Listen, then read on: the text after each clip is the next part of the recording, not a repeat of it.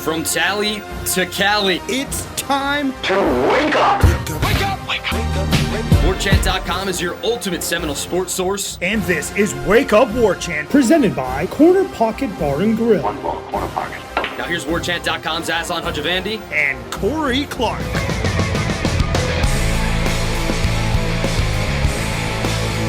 Wake up! What is up, everybody? It's Wake Up Warchant, presented by Corner Pocket Bar and Grill. Coming up on today's show, backup quarterback, hostile environment. Florida State manages to still find a way. Offensively, a point of emphasis they need to acknowledge if they want to win out. And we're a broken record, but it's a rock-solid defense. Wake Up Warchant, presented by Corner Pocket Bar and Grill, Tallahassee, Florida, cptallybar.com, the website. As always, QR code on your screen somewhere.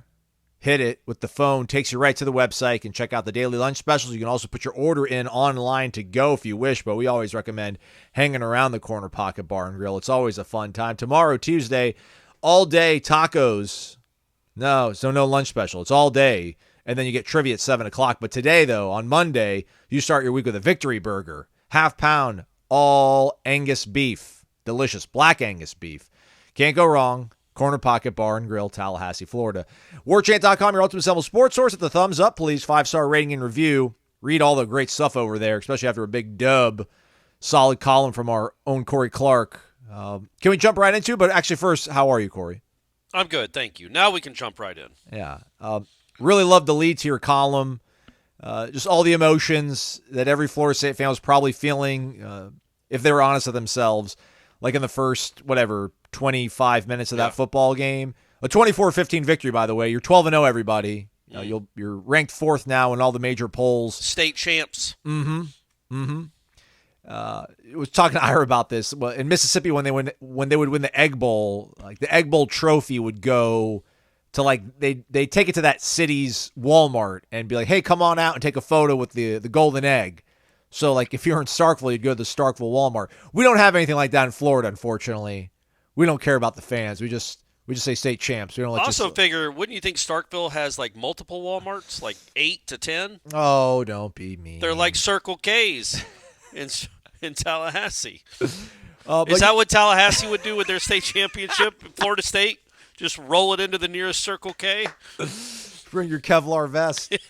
But 24-15 victory, their backup quarterback, whatever, but your backup quarterback, that place being as daunting as it really can be. Yeah. But, I think we struggled processing what this team was going to be after that LSU game, and maybe this is me projecting, Corey, but after we saw the way they played against LSU, we just thought the absolute sky was the limit, which it kind of still is, obviously, because you're 12-0 and you're still in the thick of the playoff hunt. But like in this last month, this team didn't really look elite on offense. And there's moments where you start kind of having some self-doubt about how far this team can go. But it's so hard to quantify, Corey, so I ask you to try to do it for all of us here.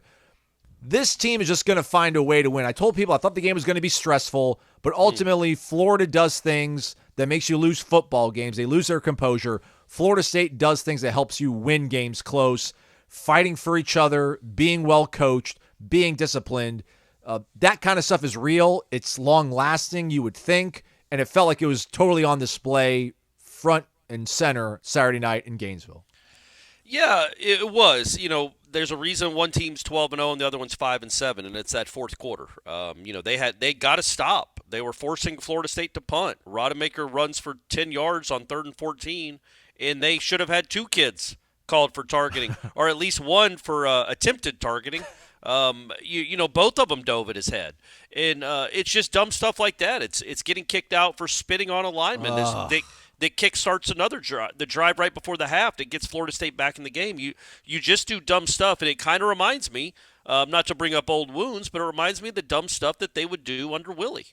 Just teams that have that in their DNA find ways to lose games, and on the flip side, teams that have what Florida State has in their DNA find ways to win games. And, man, yeah, the offense has not been elite. You go back to, they had whatever that streak was, 15 straight games of scoring 30 or more points, or 16 straight. Well, now they've scored under 30 in 3 of their last 4 games, and the one they scored over 30 was against North Alabama. So, yes, the offense has come back to earth. Now against Pitt, you didn't have any wide receivers. Miami's Miami, and then you're playing with a backup quarterback on the road. But no, the offense has not been elite. And you kind of got this sense on Saturday night, it ain't going to be elite in Charlotte either. And if they were to win that game, which is a big if, folks, they're a 4-point, 5-point favorite. That is essentially a coin flip. Louisville, despite what happened on Saturday, they were kind of unlucky to lose that game. Sounded like they outplayed him, it sounds like. They did. They gave up a kick return. They had a couple of horrible turnovers, a couple of bad plays on defense. But, yeah, man, they're good. Louisville's good, man, and Louisville can beat you. Louisville is certainly better than Florida on both sides of the ball with the current incarnation of Florida. But, yeah, it's like just like that's kind of what my point, some of the point of the column was I thought they were done. I thought the season was over. Not the season was over, but the perfect season was over. In 11-1, that's still a really cool season. It's a fun season. It's been a fun season. Well, they're 12-0 and they're state champs. No matter what happens this Saturday, I don't think any of us watched that game in the swamp and thought, man, if they could just get through Louisville, they're probably going to win the national championship. I don't know that I think their ceiling has been lowered. It's one game, small sample size. But I feel like the ceiling has been lowered because the offense is not elite.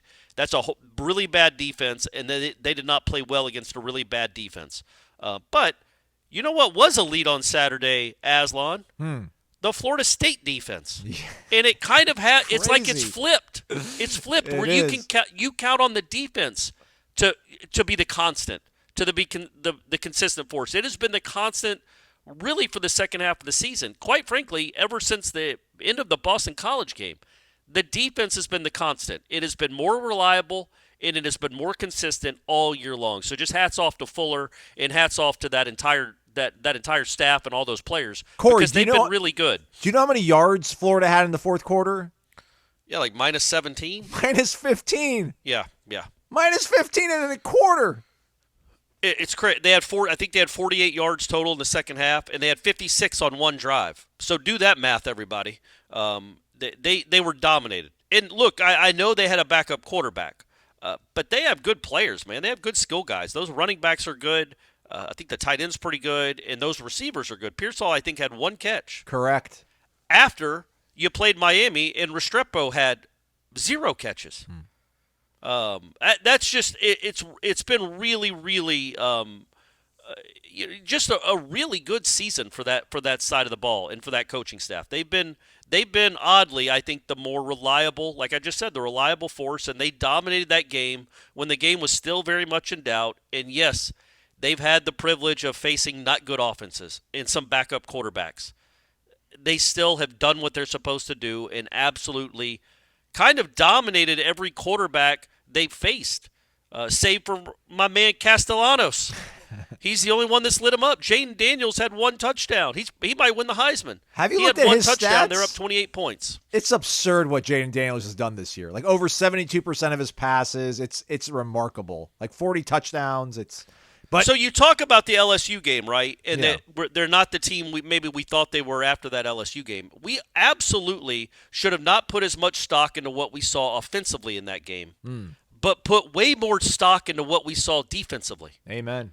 Especially in the second half when LSU did diddly-poo until they were down 28 points with a minute left and they hit an 80-yard touchdown. Yeah. I'm sorry if I interrupted you there when you were in the midst of it, but bring up the LSU stuff. But I just feel like when we saw, again, to that point of the LSU game, like I thought the team was gonna be like a cobra. Like they're gonna look fancy, they were gonna strike you with just like lethal precision, but like they've become like a python. Like they take you to the end of the game, they take you to the deep waters, and they just slowly suck the life out of you. Like there was moments there in that first half where you're like, how is this Max Brown kid the better quarterback than Tate Rodemaker? Tate's been here for how long under the same staff, and he cannot get things going. And meanwhile, this kid is throwing like off his back foot, 15-yard out with like pinpoint precision. But again, 12-0 felt almost insurmountable, even though it was only a two possession deficit. But you're like, man, just get a score here before the half. You're going to get the ball to start the second half. And then at that point, it was game on, and you just figured, I don't know, it's regression to the mean or just the law of averages works itself out to where Florida is going to be Florida continually. Sorry about my email chime. I figured this all out. I got to shut my email off when we do the show. Okay. Too late now. Sorry. Love you, everybody. We're only 5 years in. We're only 6 years in. It hadn't been going on for very long, though, has it? I'm not that popular.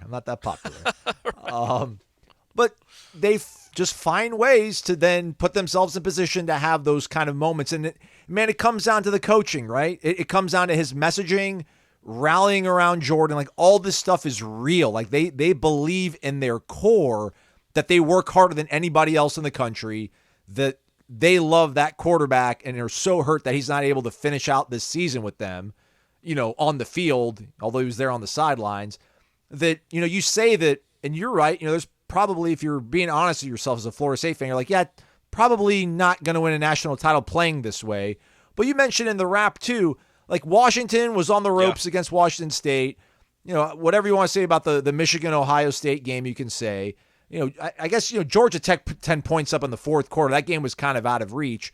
But Alabama needed a 4th and goal from the 31-yard line to win their game. So, like, if Florida State's going to probably make the playoff, they're probably going to be down 24-10 in that half, even in the semifinal. But you know what? I guarantee you, even though they'll be down by 2 scores at halftime, it's going to be a football game in the last 5 minutes of the fourth quarter. Will they find a way to win that at that point? I don't know, but like, they will find a way to get back into it. And that's a remarkable place to be at, considering where they were 2 years ago playing in that stadium against the interim coach.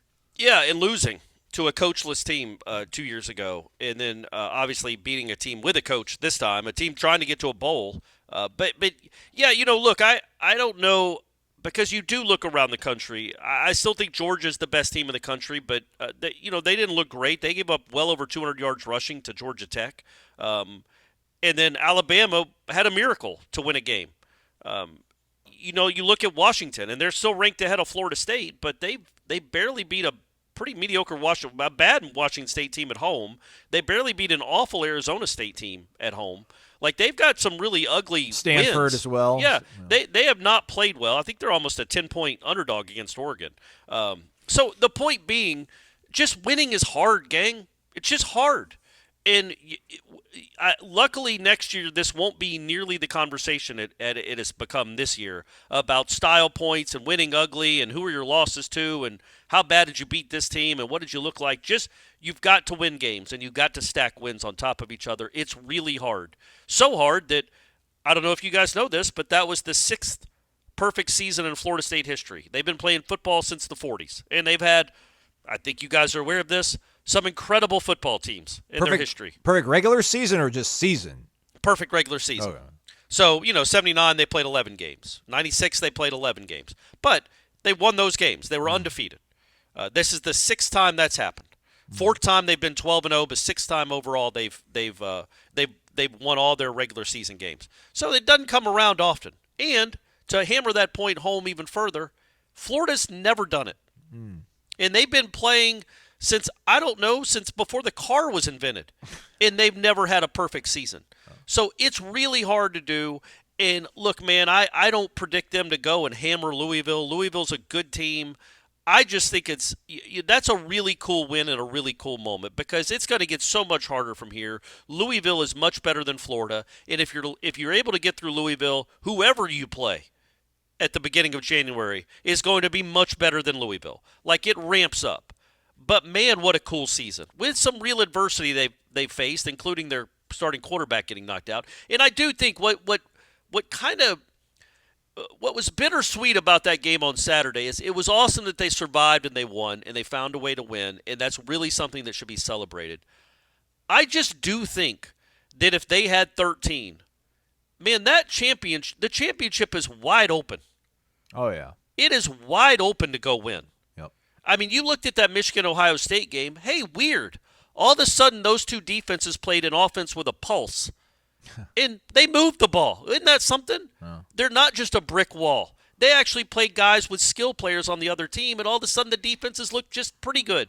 Not insane. They don't, I told this story. I didn't tell it to you. I told it to a friend. So I'm driving home. Whoa, I'm not a friend? Hey, no, I told it to another friend. I'm sorry. Not nearly as close or dear a friend as you. But I'm driving home Friday. I'm driving back from Atlanta after Thanksgiving on Friday, and I'm listening because I'd rather do this than stick needles in my eyes, but I was listening to the Iowa-Nebraska game. because wasn't that one of your picks, by the way? Yes. But and I think I had the over, and they killed me. It was looking great, Aslan. It was like 10 to 10. It was like 10 to 10 at half. The way those Iowa announcers, I was listening to the Iowa feed. By the way, Iowans grow corn, but corn grows Iowa too. What they do with that corn grows the state. That's their little motto that I heard 10 times during that game. The way they talked about Chubba Purdy, they're like, what the color analyst was like, he must run a 9.500. Literally, that's what he said. And the announcer's like, he's got incredible takeoff speed. He's an insane athlete. And the guy kept saying, he's so fast, he must run under a 10-second 100. And look, Chubba is a good athlete. I'm not disputing that. But doesn't that tell you what the Big Ten is all about and the athletes they're seeing? When they see a Chubba Purdy and can't believe something like this exists, the Big Ten, my point being, the Big Ten just has horrible offenses with not much skill except for two particular schools on offense. And they actually had to guard guys. So you look around the country, man, they can beat anyone with Jordan Travis. I just don't know from what I saw on Saturday. And I want to get to the good of Tate because that's a cool win and that's a cool moment for him. That offense did not – if that offense is going to look like that against a horrible defense, I don't know what it's going to look like against a good one. And I don't see them putting up enough points maybe to beat one of these teams that will, when they get in your red zone, score occasionally. Because they will put up points if you let them dominate a quarter and a half against a good team, a really good team. You might have been down 21-0 or 23-0 after the safety. So that's what concerns me. But that's for later on down the road, man. Yeah. That's an awesome win. Saturday night was a great win, and there's nothing to apologize for. A rivalry win when you're down 12-0. Your quarterback, frankly, looks rattled. The whole team looked rattled. Your coach looked rattled. How about let's get the plays in quicker, man. Quit with the delay of games, and if you're going to call a cool fake punt, make sure you snap it. You gave not only did the fake punt not count, you don't get to run it again this season because you just showed it, and the play clock had been at 0 for 2 seconds. So, but in that moment, for them to come back 12-0 after that sack, after the sack, when it looked like Tate had like kind of no awareness at all. No real awareness with the position to not throw the ball. You have to get rid of the ball. You can't sit there and just let a rush bear down on you 2 steps into the end zone. That's when I thought, okay, it's been an 11-1 season. It's still really an awesome season, but this game is probably over. And no, I should have known better. Let's talk Tate then. That was the bad of it. There was a moment there where I thought we were going to have to do a live show with all the proceeds going to, maybe some performance coaching for Tate and just like a psychologist just to help him get through. It was going to probably be just an absolute miserable experience of having to process that loss. But he turned it on the second half. That drive where he started snapping off the ball to Jaheim, I think. And was that the same drive where he threw to Johnny next to the corner of the end zone? That was, I believe that was the last drive of the second quarter. So right before half. That was a huge drive in that game. Yeah, him finding that. And also, I guess, maybe this is not a big play offense in terms of like downfield passing, but maybe it's just like a big play running attack offense. Seemingly like they're going to, run 10 yards behind the line of scrimmage and do some crazy things, but then they're going to, them being Trey Benson's going to put 5 guys on his back and carry them into the end zone. Tate did enough, I guess, turn it on when it mattered. And give us the good you thought of Tate's performance there, because I get it, man. That Florida defense statistically is very poor. They're playing a bunch of young guys, et cetera, et cetera. But man, rivalry games really are different. There is something different about these games that we cannot quantify. It's hard to tangibly describe it. But man, there's something to playing into that arena, and he was able to kind of pull out some big plays when they needed to win the game. Yeah, the good is that throw you mentioned to Bell down the seam. Look, guys, that's the throws we're talking about when we talk about him having an NFL arm. That's a rocket down the seam, on time, right where it needs to be. He's just got he's got exceptional arm talent. The throw to Johnny down to the 1, where Johnny makes a great catch falling out of bounds, and he made a couple other really big-time throws to Johnny to keep drives alive on 3rd down. That's the good stuff. The bad stuff is the 2 delayed games.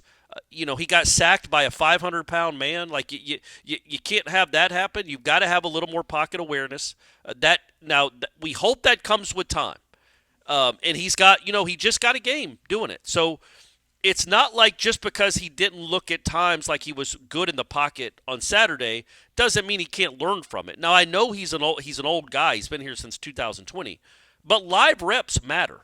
Like the growing I think you do from 60 snaps in the swamp is probably comparable, Aslan, to I bet 500 snaps in practice. Oh yeah. You know what I mean? Like, I don't know what the exact ratio is or the equation there, but you grow leaps and bounds just by living in the arena and doing it for real in a place like that. So he played one half against Louisville, and he played a full game against Florida. I'm going to say he's had, I guess we can count the North Alabama game, too, till it got out of hand. So we'll give him 30 snaps for that one. So he's played 120 real pressurized live snaps in the last 2 years of football. So the equivalent of 2 games for Jordan Travis. So there is a lot of room to grow, even though he's old. This does not mean that this is who he is. He's going to take some steps. He's going to get better, you have to think. I just wonder, and this is what will be proven out, is the pocket awareness something that comes with the more you play, which I think it probably is, or is it something that you either have or you don't? Because, again, it's not just the sack, which was bad enough. It was a couple of other sacks that you just can't take. You can't let the number 21 wrap you up. You just can't. You've got to get out of that. You're too good an athlete to get out of to have that happen to you. I thought some of the throws to Keon could have been better. He had a post that he kind of overshot him. It also looked like Keon stopped running a little bit. That one in the end zone, was that a drop? I mean, felt kind of like a drop. I'll say this: Keon Coleman needs to make that catch. Okay. Yeah. Keon Coleman needs to make that catch. That's ball game right there. Correct. And I think Tate is probably thinking that's a kind of a risky throw. It could be a 105-yard interception return if things work out a little differently. So I think he throws it up high to be safe. And I don't think he knew that when he threw it, I don't think he knew Keon was going to be that wide open, clearly. Yeah. So he throws it a little high for safety, and it goes through Keon's hands. But, yes, if you want to be a first-round pick in the NFL, which I think Keon wants to and probably will be, yeah, he will be. You make that catch, man. But I also thought there were a couple of posts where he overshot him. He didn't kind of put it where he needed to. But overall, not bad. Not bad. Not great. Not bad. Does the whole, as a team you get better, you make your biggest improvement from week 1 to week 2? Like, will any of that kind of hold for Tate, do you think? That, like, we'll see a kind of a unique sense of growth out of him that we'll never have really seen because he's never started back-to-back games. He's never started and finished a football game. He's done that. Now he's got another week to really settle in. Yeah, that's what I'm curious to see. Now it'll be against a better defense. So that's, I don't know how you judge the two. Like, he might be better and put up better numbers, but it still might look choppy just because you're going up against a better defense. Like, if you go watch that Kentucky Louisville game, the highlights, the Devin Leary kid made some unbelievable throws. Like, that's another reason it felt like unlucky that Louisville lost that game, because they had really good coverage, and he just put it in incredibly tight windows. Like, 2 of their touchdowns are just great throws. Great throws. Not guys running open, just great throws. But, yeah, I do think that that's what you want to see. That's what you have to see, right, to have the confidence that you want to have in him going into next year. This is the first time he's been the starting quarterback. He just won a huge game on the road with a lot of help from his friends, but he just won a huge game on the road.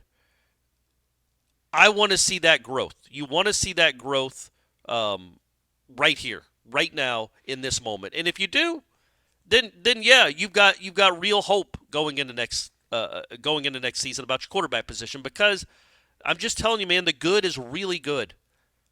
There weren't many. I think he completed 12 passes, and 2 of them were like little shovel passes to Jaheim. But man, when he rips it and is on time, it's really good. It looks really good, and it's really sharp. It's just a matter of how often he can do it and avoiding the bad plays, which again didn't turn the ball over. No, he did not. Which was huge in that game to not have a turnover. But he did get safety.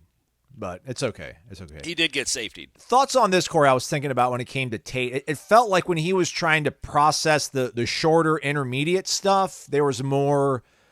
I don't want to say confusion, but it did not look nearly as kind of effortless as that last drive of the second quarter, where I guess maybe there's a little bit more urgency and like you're wanting to go downfield. I know it's easy to say, hey, just take shots, but like there's something just about the way Tate throws the ball, like his mechanics, that just feels like making him, choke down and throw a 5-yard out as opposed to throwing like a 20-yard go isn't as much in his wheelhouse. Maybe they'll want to open things up downfield. Maybe that's something more natural he's inclined to doing. I mean, did you see anything you thought that maybe he could do a little bit better at, or he was a little bit more comfortable at, that they should, emphasize for this next week? Yeah, I don't know. I'll answer that. Honestly, I don't know. I think that we talk about some of the throws he made. The throw to Ja'Kai is a huge throw. That's a 4th and 3, I think. Yeah. He is not open.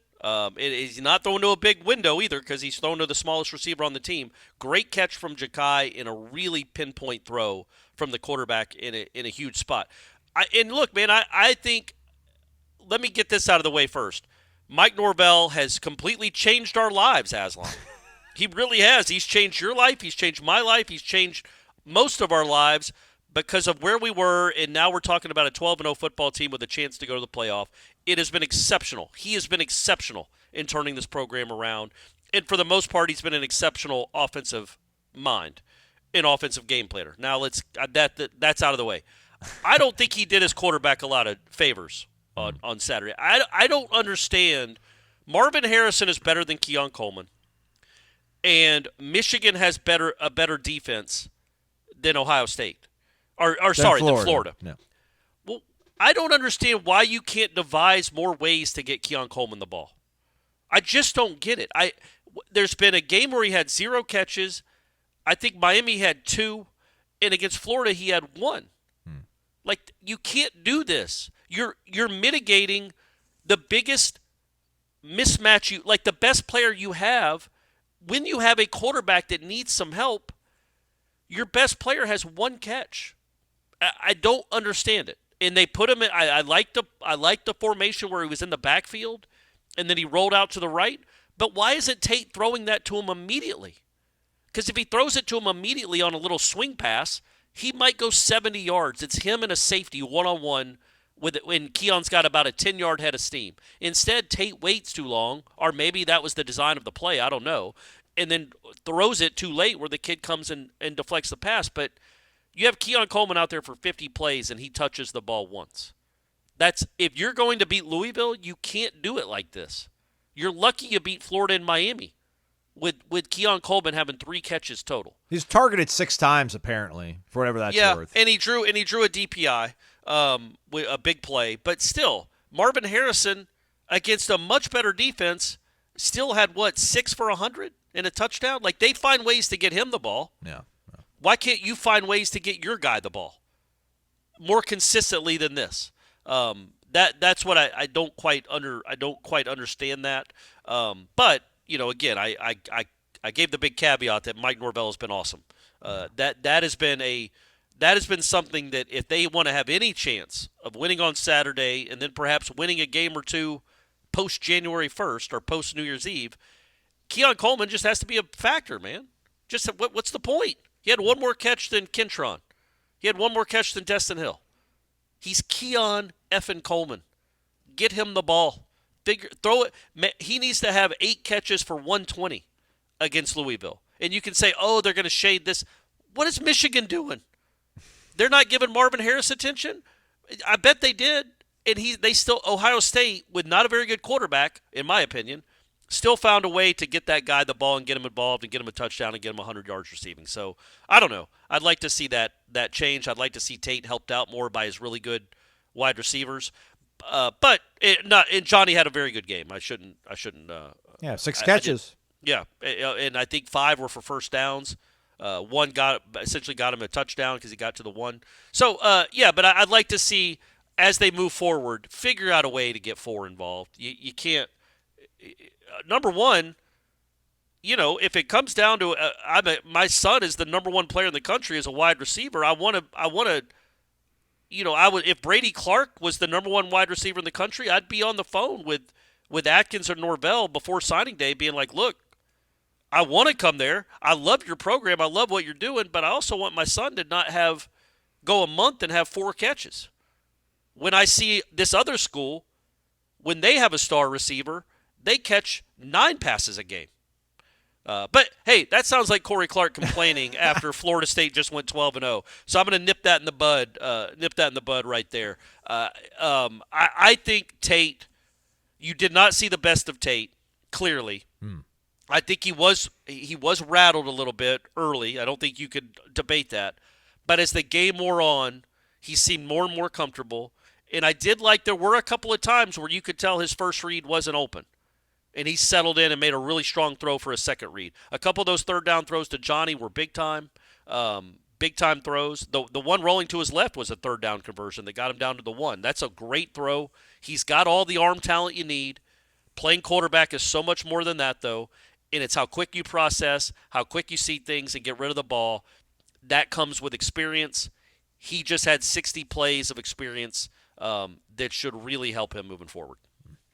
Experience life in a whole different way. Vitamin Energy. VitaminEnergy.com. Promo code WARCHANT BOGO. WARCHANT BOGO.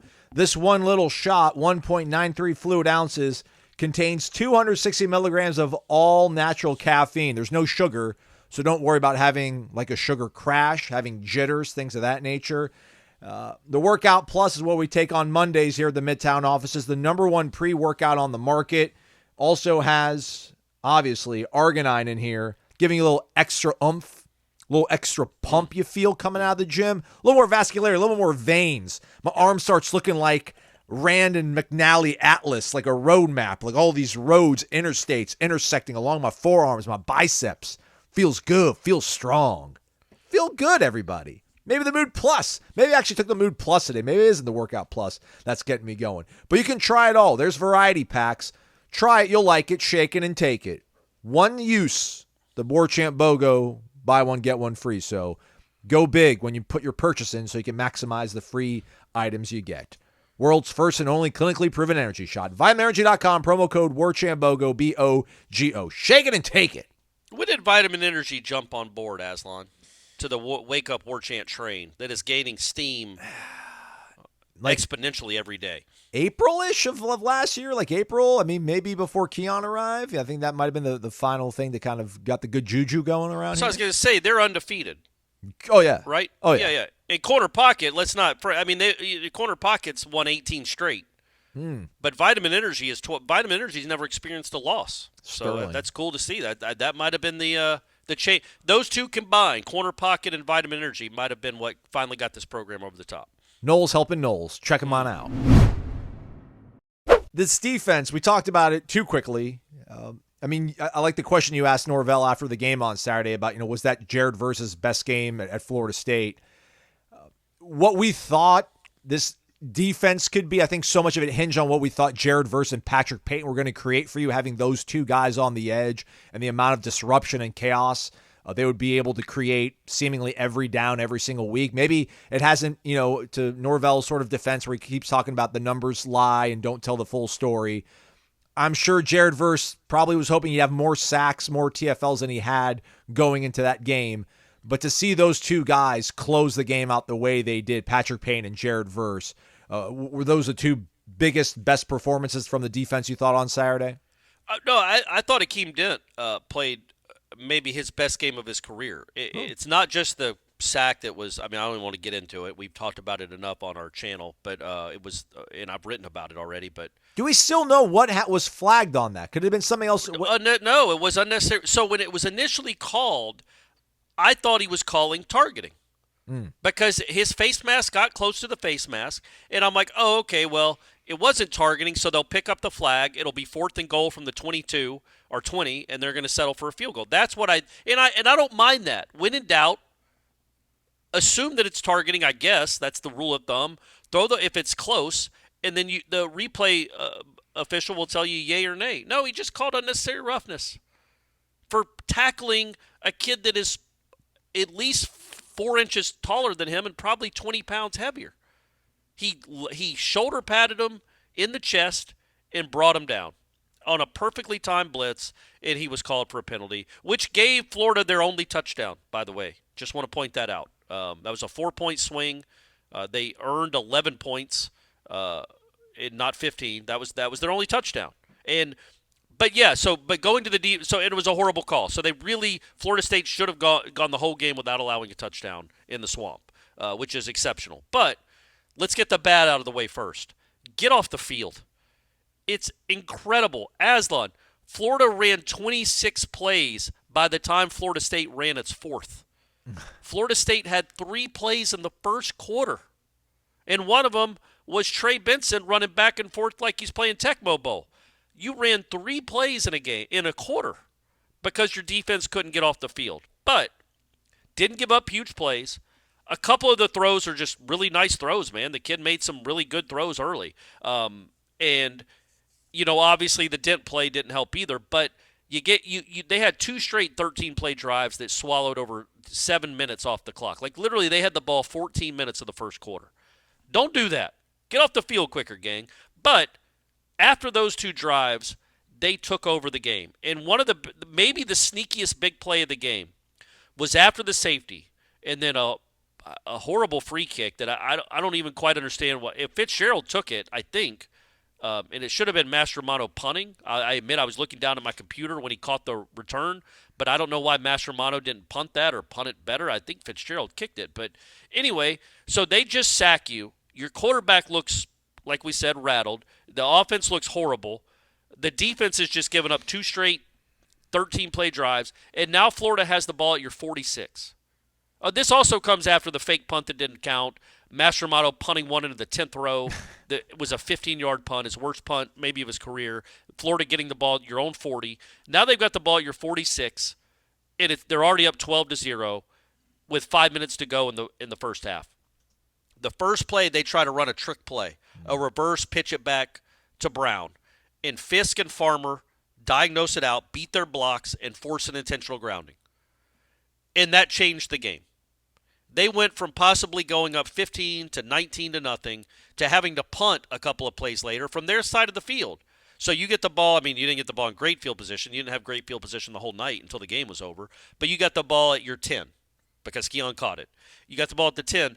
If Florida hits that play, or even if it's just 2nd and 10, they still have the ball at your 46 with 5 minutes to go, and who knows how that game goes. But that intentional grounding, making it 2nd and 23 or whatever it was, completely changed the game. And after that play, I thought the defense played better than it had all year. I thought the defensive line was exceptional.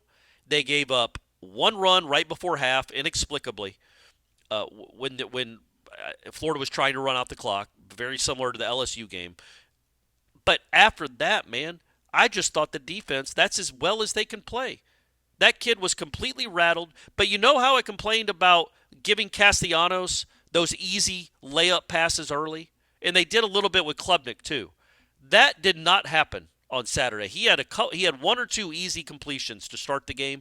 But in the second half, he must have thought there were 15 Florida State players on defense. And there must have been 3 number 5s because Jared Verse was everywhere. If he wasn't sacking him, he was hitting him as he threw it, or he was forcing an incompletion. I just thought the whole defensive line played great. Fisk, Lovett, when he was in there, played really well. Peyton had some huge plays down the stretch. But Jared Verse, that was an All-American game when they absolutely needed it from him. How about the play? I thought Renardo was gutted it out. I mean, I don't know how he graded, but just the fact that he was able to be out there for some of those snaps was really big Most for of the them. snaps. I think he only took like 7 or 8 plays off, yeah. Yeah, it looks like, pulled it up now, 49 of the 63. I mean, Okay. They had 23 guys playing that game, but, I mean, to the whole point of, I think even if they get themselves in an early hole, this defense, and, allow 20 points and a half, the track record now from the LSU game to this point is that in the second half, they just figure out ways to clamp down on these teams. And you can say, well, hey, they're not playing the greatest offenses. They're playing backup quarterbacks, but Jaden Daniels is probably going to New York. He's probably going to win the Heisman, and they did that to him as well. I think Bo's going to win the Heisman. You think? I think so, yeah. We'll see. Especially if they beat Washington. Oh, and he especially if looks they good doing it. Yeah. All right. Fair enough. But it's just so weird because I don't know if it's because they haven't played like these elite offenses, but I don't know how many elite offenses there really are in the country. But it's just been so weird I've been hesitant to put my arms around this defense and really genuinely be like, yeah, man, they're great. They're borderline elite, but what's to hold you back from saying that at this point, Corey? Not you, but just the royal you. Right. There isn't anything. Look, man, they've given up. Just go through it. They gave up. What did they give up? 20 points to LSU when the game still mattered. What was the final of that game? They gave up 17 points. 45-23 or 4. something? Yeah, so they gave up 17 points when the game still mattered to LSU, who puts up 40 on all those big bad defenses in the SEC. Texas A&M has a very good defense with more talent than Florida State, and LSU put up 42 on them. They put up 40 on everyone. They were going to put up 40 on Bama if Jaden Daniels had stayed in the game. And they had 3 points after the second half until the final play of the game, essentially, when all the backups were in, the third stringers. Then you look at Clemson. Clemson, 7 points in the second half. Duke, 7 points in the second half with Riley Leonard. I can't remember how they scored. Those games all seem so long There's ago. a pick six, I know, in the Duke game. Yeah, that's right. Yeah. So yeah, they gave up 13 to Duke. They gave up, I guess, 24 to Clemson is the most anybody scored on them. Was the 24 that Clemson scored, and I feel like there was something there that I'm not thinking of where they got an easy score because of the offense. And they also outscored Clemson, or outscored as much as Clemson in the second half. So they've done it all year, man.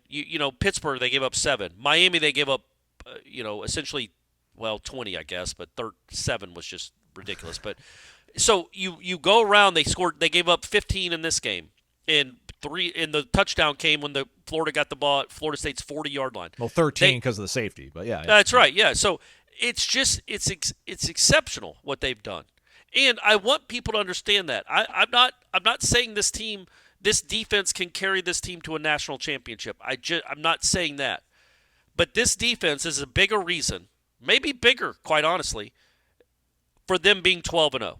Absolutely. Than the offense. I mean, it has been, because we knew the offense was going to be good, and it's been good. It's been great in stretches. But it just like Florida, the defense has had a few hiccups here and there, especially early. The Boston College game happened. The Clemson first half happened. But when it has mattered, and really since the late September, I don't know if there's been 5 defenses in the country better than this one. And yes, you can point to the offenses not being great that they played. I get it. Pitt is horrible. Duke didn't have a good offense, and they should have been playing a backup quarterback. Florida and Miami did play backup quarterbacks. So although Wake had Mitch Griffiths, he was back, but Wake is horrible.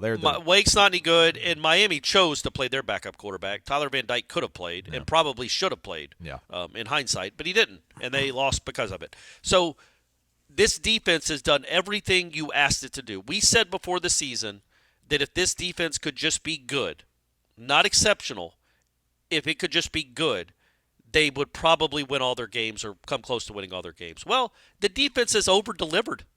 The defense has been even better than I thought good would look like. So that's awesome.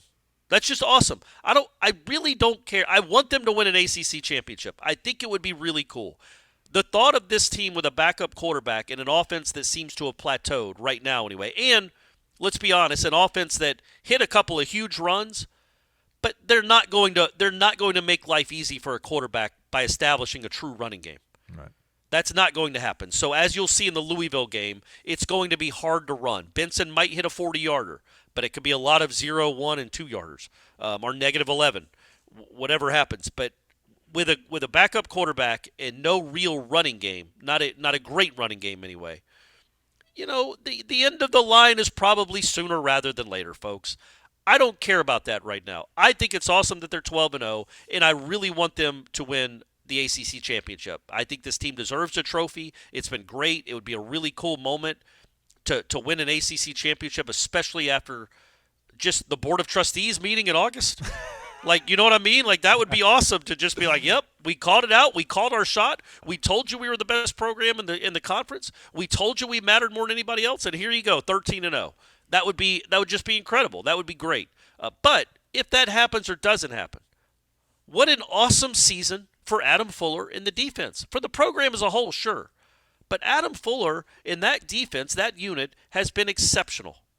No matter what happens the rest of the way. They're a enormous reason that Florida State is 12-0. They're like a top 10, 12 defense in the country.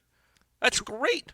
20th in yards allowed, 315 yards a game. 11th in points allowed, 16.8. And remember, 2 of those, so 12 of those, 14 of those points were the offense. You had the Toafili fumble that was returned for a touchdown. You had a pick six that was returned for a touchdown. Or obviously, it's a pick six, so of course it was. So when you take that into account, they're giving up like under 16 points a game. That's incredible. When you think about what we saw, when you go back and rewind in your mind's eye to Louisville, this same Louisville team you're about to play, putting up 31.5 against you, September of 2021, and it looking like the program was on fire. It could never get back to what you wanted it to be. The defense was awful. The program was in just a malaise, stuck in molasses.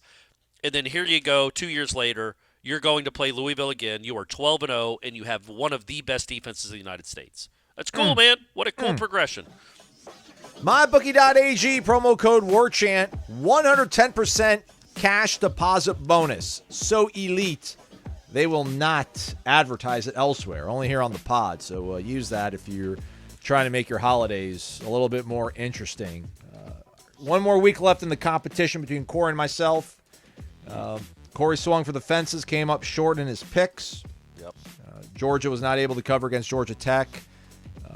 Although, wait, did you take the over? Yeah, we should have given you – I'll almost give you partial credit because you did say that Virginia Tech was going to hammer Virginia, and they did. I don't need any pity, Aslan. Okay, all right, well. I want people to know that if they've been betting – if they've been taking my bets but betting the opposite of me all year, they'd be 8-4. You would be in the money. You'd be hitting like 80%. Yeah, you'd be 8-4. So. Oh, is that what it is? So I'm 4-8. Yikes. Yes. Yeah. Meanwhile, I split Texas. Maybe Texas is back. They did not have it close. I thought Texas Tech was going to keep it within the 13.5 point spread. They did not. But shout out to the Tigers of Auburn, the War Eagles. Unbelievable. I mean, you almost won it outright, but you allowed 4th and goal from the 31-yard line. And Corey tweeted out, I can't believe they did rush 3. They didn't rush 2. They rushed 3. The other guy wasn't even rushing, though. Well, but he wasn't in coverage, though. So it's he was like a spy. That's what I did. It looked like he wasn't even trying to get. He was just like playing like the mirror game with Milroe. You go there, I go there. You go there, but he wasn't trying to rush. It didn't make sense. Yeah. Anyhow, I do what I do. I go 500 again, so I'm still 500 on the year. We'll lay out our championship. We're going to do all the big Power 5 game championships in this last hoorah. Okay. Maybe a bowl game or two, but you do all you want over at mybookie.ag. Bet anything, anytime, anywhere. Use the promo code WARCHANT. Corey, Twitter was telling me last week, maybe the last 2 weeks, Texas A&M, top 10 job. Tell me it's not. Yeah. I think Mark Stoops just told you all that it's not. Yep. What? He turned it down. Yep. What? Yep.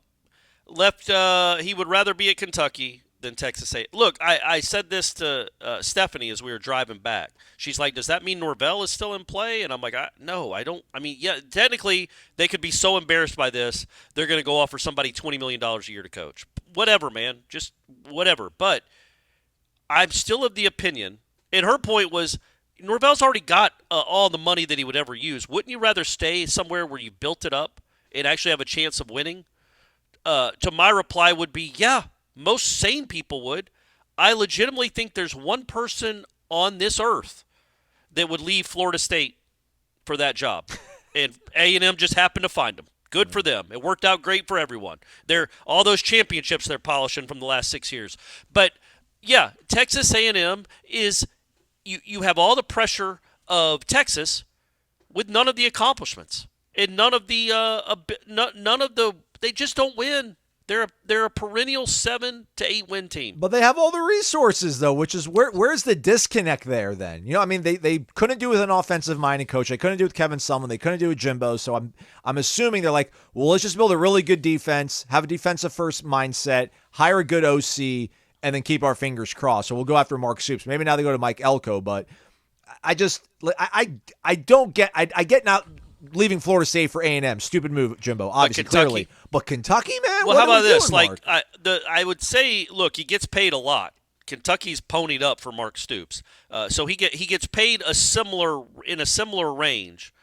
And would you rather live in Lexington and deal with Kentucky football fans, or live in College Station and deal with what frankly should be a Netflix 6-part documentary on whatever's going on in College Station?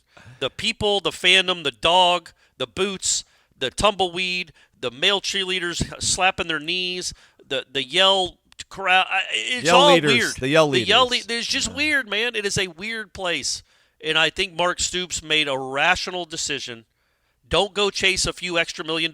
Easy for me to say, I get it. But when you have tens of millions in the bank anyway, at some point happiness matters. And he's also going to a team he's going to a job that's not any better. A&M and Kentucky are the same team. They're the same program. It always will be. A&M might care more, but it's never, ever, ever been reflected in the actual record. I feel like I'm talking out both sides of my mouth where it's like, A&M doesn't win. You can't probably win there. But at the same time, if you're Mark Stoops, you want to know, can I win a national title? I know I can't do it in Lexington. Don't leave Kentucky. But you can't A&M either, clearly. Also, the thing, if you did win at A&M, I still don't think you're a legend forever. You're a legend forever maybe around there, but I don't think nationally – Mac Brown, I still think has a little bit of swag to him because he won at Texas. He was finally the guy that got Texas back. Pete Carroll might still have some of that because he got Southern Cal finally back.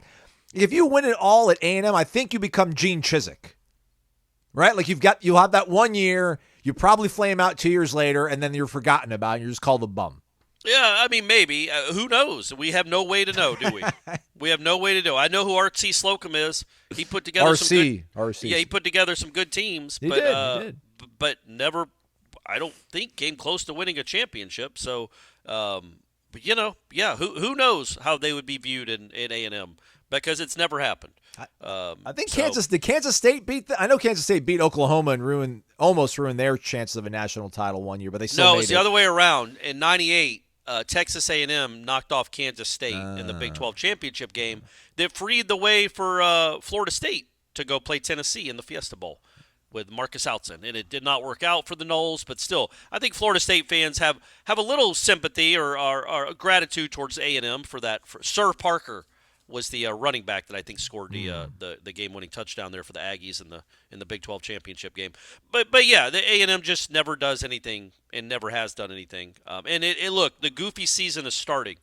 There were 4 or 5 other coaches that were let go on Sunday before we even recorded this. Dana Holgerson out from Houston. Yeah. Boise State's got an opening. Yeah, Tom Allen from Indiana got booted. Yeah. And is owed a lot of money. Which is crazy. As it turns out, Aslan, what happened in the COVID year should have been looked at more than John DeSty. And I'm looking at you, College Station, and I'm looking at you, Bloomington, and Fayetteville, East Lansing. All these teams that had really good year in that bizarre season. Maybe you should have pumped the brakes on how important or how telling how much that really mattered and how because it was such a goofy year that you couldn't really, in such a weird sample size, that you couldn't make any declarations, or shouldn't have anyway, based on what happened in 2020, because a lot of guys that got a lot of bonuses and extensions for winning games in 2020 are now out of jobs or should be out of jobs in the case of Sam Pittman. Oh, yeah, Sam Pittman. That's crazy. He held on. Well, apparently they might be – the money they would have had to pay him to buy him out, they're going to put into a collective to get him better players. Oh. That's kind of where we're going. And I think that's an interesting thing to discuss as we get into after the season's over is Indiana's going to pay Indiana football, folks, is going to pay somebody $21 million to go away. Yeah. Would the boosters not rather say, look, instead of us having to cut this guy a check for $21 million to not coach, how about we take, $8 million of that money and go see if we can buy the best offensive line in the Big Ten or the best offensive and defensive line in the country? Like, I feel like that might be the direction college football is going. We're not giving you these huge buyouts anymore, man. We're not firing to make you go away. The money that we have to spend. You're stuck with us, baby. Yeah, you are stuck here. We're stuck and we're with going you. to give you real players because we're not going to spend $20 million to get rid of you when we can use that money to go actually get the people that matter, i.e. the players. It's just such a broken, weird sport now. It's like that's going to create true parity, right? Like you're down, but then you have to invest all this money to not fire your coach. So then you're going to spend all this money and then get better players, and you're going to have a better season. And then you'll give him a $100 million extension with no buyout if he leaves because the ADs and presidents keep hitting this stuff out of the park. Jimmy Sexton just keeps playing the okey doke with him.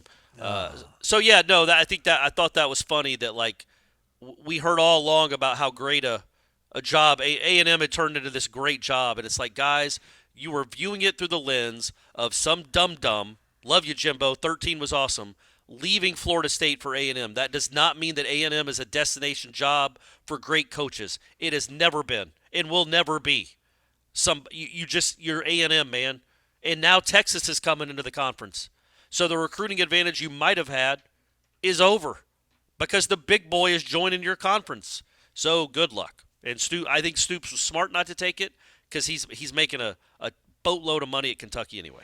Yeah, the Mississippi State job also came open, and I think it seems like Oklahoma's OC, Jeff Lebby's kind of the odds-on favorite to take that job. All right. What about Syracuse is open? So we got a job in the ACC that's open? And I think Feldman put Fuller as one of the 5-6 names being possibly bandied about in orange circles, so we'll see how that goes. What happens first? Do you think Jimbo lands somewhere else or Florida ends up with a new head football coach? Yeah, that wasn't great. That was not a great showing by him. It's not been a great year. His press conferences are a disaster. Miami's from a PR standpoint. Miami might be onto something. I don't know what Florida at all hangs their hat on. And I was thinking about it as I was looking at their. I know we want to rip Florida on this show, and I always have fun doing that. That is an incredible atmosphere. At night, for a 5-6 football team, I know they're trying to wreck their rival's season. That is just an impossibly impressive performance by their fans. But when I was looking around that stadium and you see their national champions, all of a sudden, I know we've been making fun of Miami for a long time. 2008 was a long time ago too. We're up to 15 years now. Since they won a national championship. And like I said, they've never had a perfect regular season. Miami was 0-1. It's only 7 years after that. I know you can listen to this and say, well, yeah, Florida State was 2013. Quit bringing up old stuff, by the way. But also, Florida State is currently 12-0 and the owners of an 18-game winning streak. So they matter again. It's been a long time since Florida mattered. And it's been a really long time since but it was kind of a stark reminder, man. Like 2000, and part of me thinks like, damn, that wasn't that long ago. It's just it was a generation ago. It's 15 years ago. Tate Rodemaker was 5 years old when Florida was good and relevant in college football. So that's anyway. But yeah, you look at that program and what's happened to it. You're now on what I know. I keep doing this every time. After Urban, I think the fourth guy, because they were Muschamp, McElwain, Mullen, Napier, and he don't look any better than the previous three, does he? Nope. So yeah, I get it. Florida fans are like, and also he's such a disaster in those press conferences. He's very defensive. He goes after reporters. One of the reporters asked him about the undisciplinary stuff in the fourth quarter, and he's like, what are you talking about? Just being completely defiant. How about the game-changing double targeting call? That's probably what the reporter was talking about. Because he was going to be short, right? I mean, my perception. He's going to be short by 4 yards. And in that moment, we were talking about it. There's no way Norvell, you're up 17-15 with 5 minutes to go. Their offense had one drive in the last hour and a half. There's no way Norvell can go for it there when you're only up 2. Because, number one, your offense isn't lights out. You've got to try to pin them inside the 10 and make that quarterback go. But the point being, I don't think Florida State was going to – even Norvell wasn't going to go for it in that spot. I think he was going to punt it. and they went ahead and gave Florida State a first down that ended up, by the time they got the ball back, they were down 9 points. They seem to be in trouble there. It can flip quickly. We get it, especially in this day and age of college football. But that coach I think he's absolutely lost that fan base. I think he's completely unlikable. I think that team is unlikable. And it'll be interesting to see. I assume he gets at least one more year, but he's going into next year on the hottest of seats. And his decorum in these press conferences, and people might hear that and go, well, you're a media guy. Most people don't care about press conferences. You're just a media guy that does, and I don't believe that. The Arkansas fans do. Apparently Sam Pittman says, I don't know a lot, like in a very churlish, dismissive way. Like they'll ask him like a legitimate, honest question, like, I don't know. And they're over it. The fan base, not the writers, the fan base. And I think the fans are over Napier being so defensive and going after reporters, are not wanting to explain his answers because, man, you haven't built up any goodwill. If Urban Meyer in 2009 wanted to mock a reporter, good for him. He's won some stuff. You haven't won anything, and you're mocking, and your team is coached terribly and completely undisciplined. You have no friends. Nobody's got your back. Like if Norvell attacked one of us at a press conference for asking a question, 95% of Florida State fans would have their back. Well, I hope if it was me, everyone, I hope it'd be split down the middle. Yeah. You guys love me. But 95% of the fans would have Norvell's back. Like you tell him, Mike, 99. these media guys, you're right. Yeah. These media guys trying to start stuff, you let them know. Right. Napier don't have that. He hasn't earned any of that. Most people are with the journalists because they should be. And what everybody has to understand is when we're doing these interviews, we're asking questions for the fans. He's talking to you guys. He's not talking to us. He's talking to you guys. And he has to explain what's going on in decision making. That's what it's there for. It's not just so a middle-aged balding guy can talk to a pretty attractive 40-year-old head coach. That's from Stephanie's point of view, by the way. It's so you guys can know what he's thinking. And he's explaining decision making and thought processes to you, not to us. We're like we're the conduit. We're the platform he uses, but he's speaking to you. Napier doesn't seem to get that at all. Norvell has gotten it since he got here. Napier just does not seem to understand that at all, but that's already too much time spent here on Wake Up Gators talking about that dysfunctional program. Well, enemy my enemy stuff or whatever. We have to enjoy. I was saying we have to enjoy them while they're down because being in my vintage, like I dealt with Spurrier growing up. I dealt with Urban Meyer, not when towards the end of my college run. But like this is kind of what they've been though. So it's like you enjoy their downfall. But the downfall is over. Like they're down. And they've been hanging out there for a while. It's almost like Spurrier and Urban were the anomalies. Because now you're talking about, you go through the history of that program, starting, at least since I've known it, since the 80s, where they had Galen Hall, Charlie Pell. I think Galen Hall had him number one in the country, but that's because they were cheating their ass off. So Spurrier was a great coach. Urban Meyer was a great coach. I guess Zook's terrible. McElwain's terrible. Muschamp's terrible. Now Billy Napier's terrible. I know I'm missing one. Mullen wasn't crazy. Mullen wasn't that bad, but right. They didn't like Mullen, but he was unlikable. They didn't like him, so we're gonna get rid of him, and they got Billy Napier. Right, which it doesn't seem like they traded up at all, does it?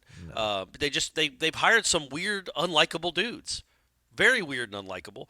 But I think that maybe when you look at the program, maybe I thought there are certain programs that I always thought were kind of not independent of coaches. There's still as long as you're not incompetent, these programs will be good. Like Texas, Alabama, Florida, Georgia, Florida State. I might be wrong. I guess I'm wrong. Like LSU, because Florida now has, out of their last 6 hires, 5 have been awful.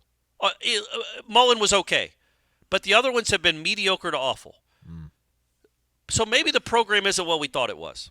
Meanwhile, Florida State, they've had 4 coaches in the last 50 years. 3 of them have had winning streaks of at least 17 games. Two have won national championships. All 3 have had undefeated regular seasons. Florida's had none of that. Well, the undefeated regular seasons I'm talking about. So maybe Florida State is the one where if you're good at your job You don't have to be incredible. You don't have to be Newt Rockne or a Hall of Famer. But if you're good at your job, Florida State is going to be good. If you're horrible at your job, it doesn't matter how good Florida State is as a brand. You're going to wreck it. So I don't know. I don't know the point of saying all that. I just think it's interesting that Florida's been bad for mediocre, let's say, for 15 years. What's the opposite of mediocre, Corey? Great. Okay. What do you mean? Are you comfortable saying that you're great, just a great man, like maybe a Renaissance man? Your wit, your recall when it comes to all things sports and all things near and dear to your heart and life, just how talented you are as a writer. Like not only just the prose and just the way you're able to craft a story and bring us into a game and to where you're at and paint it so illustratively, but do it so fast. Right. But then to be able to sing. Well, that's true. But that then to be able to sing. I'm like a quintuple threat. Obviously, you haven't even seen me dance yet. I haven't. Well, that's the wedding. The wedding's coming up. But That's right. what was going through your mind? Was any part of you in the early stages of the Florida game thinking, well, at least I'm not going to have to sing Seminole Wind on that field in the rain, in the cold after this? Or were you like, gosh darn it, I kind of want to flex my pipes. I want to audition for Idol right now. You crushed it. It was incredible. Well, and here's the thing. Go listen to the rap, everybody. Watch the whole thing, but especially the last 20 seconds. Yeah, so and for those that are listening, new listeners, I guess Aslan says I did this. I truly don't remember it, but I said if they went 12-0, I would sing Seminole Wind on Florida Field after the game. Steve Spurrier Field is what you said. You call it Steve Spurrier Field. Oh, did I? When was that? Was that in August? It was it was one of the preseason mailbags. It might even have been August. It might have been like July, where we're just getting exhausted with all these like, what's going to happen? How good are they going to be? Like, listen, if they're 12-0, who knows? Maybe they can win all their games. And if they are, I'll sing Seminole Wind on Steve Spurrier Field. Yeah. So if you're asking me if I'm nervous, look, that's like saying, hey, Reggie Miller, are you nervous there's going to be a lot of people in the stands watching you shoot? No, you trust who you are in the moment. And I know no matter what the venue is, where I'm at, if people are watching or not, if there's going to be a lot of people watching on video, I know I can sing.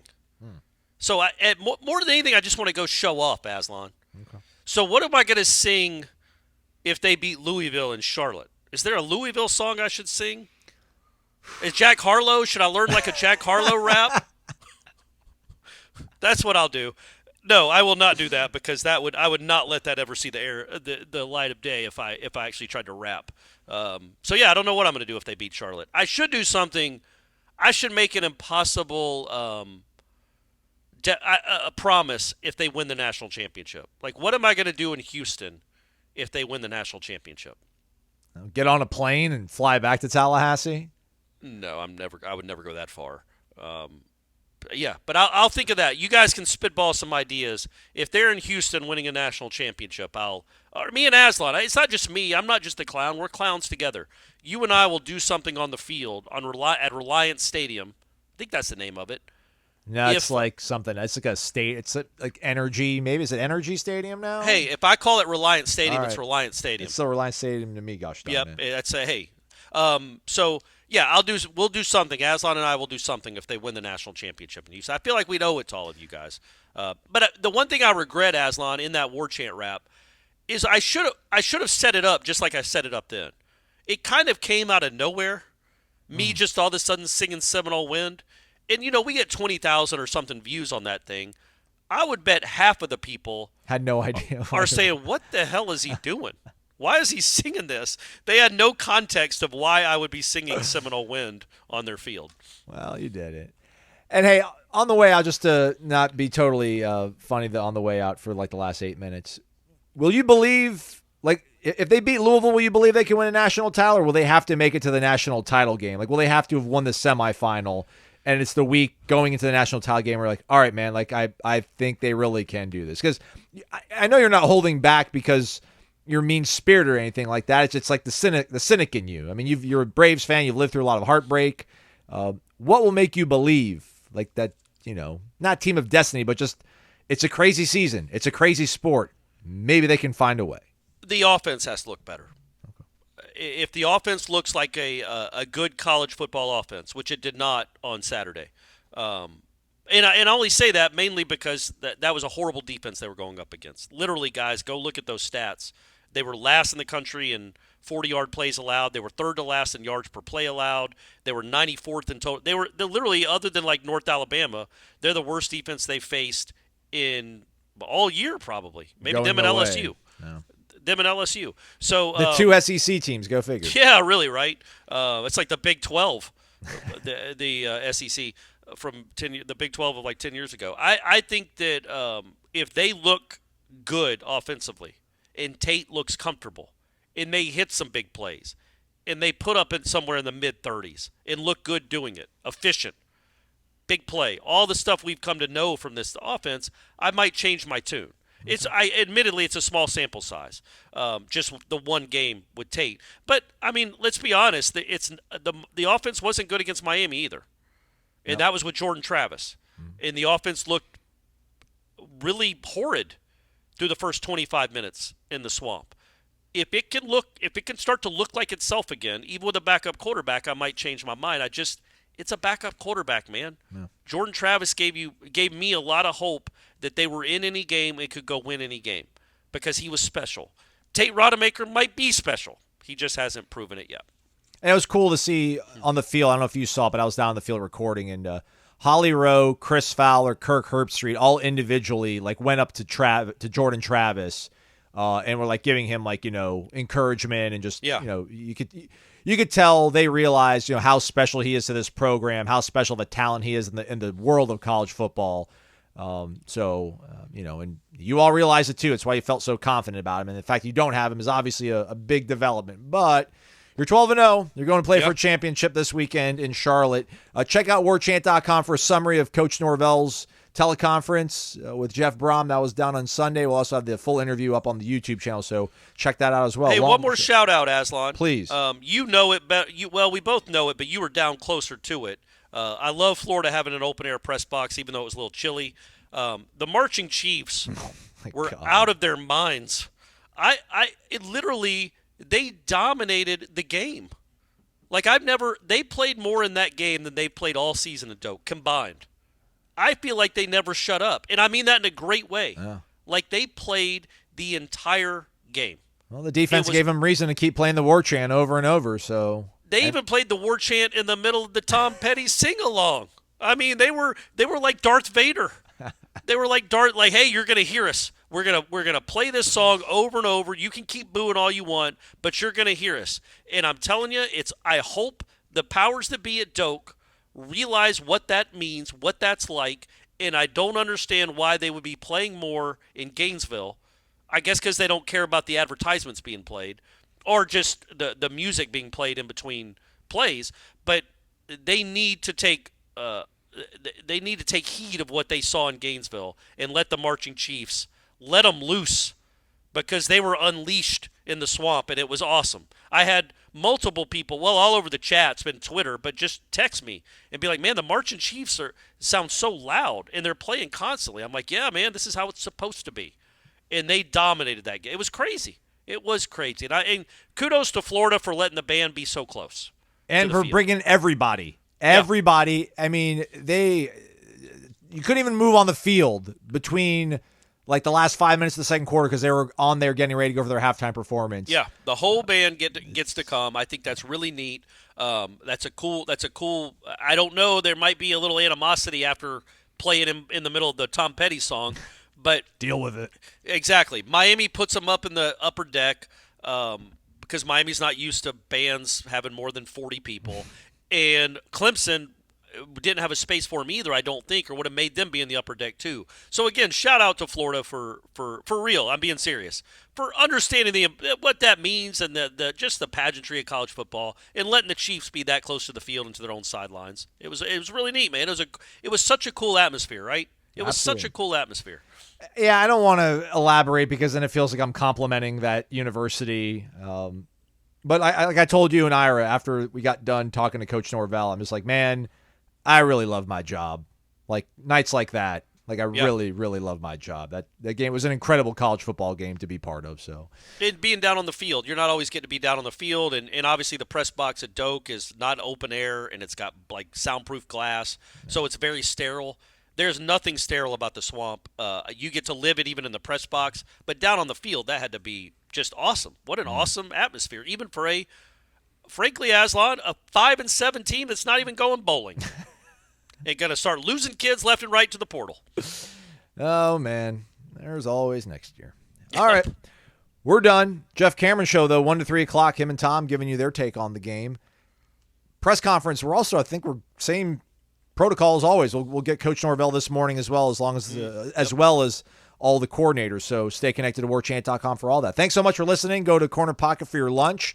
Shake it and take it. Take a vitamin energy and hit the thumbs up on the way out. He's Corey. I'm Aslan. Thank you for listening to Wake Up Warchant, presented by the Corner Pocket Bar and Grill.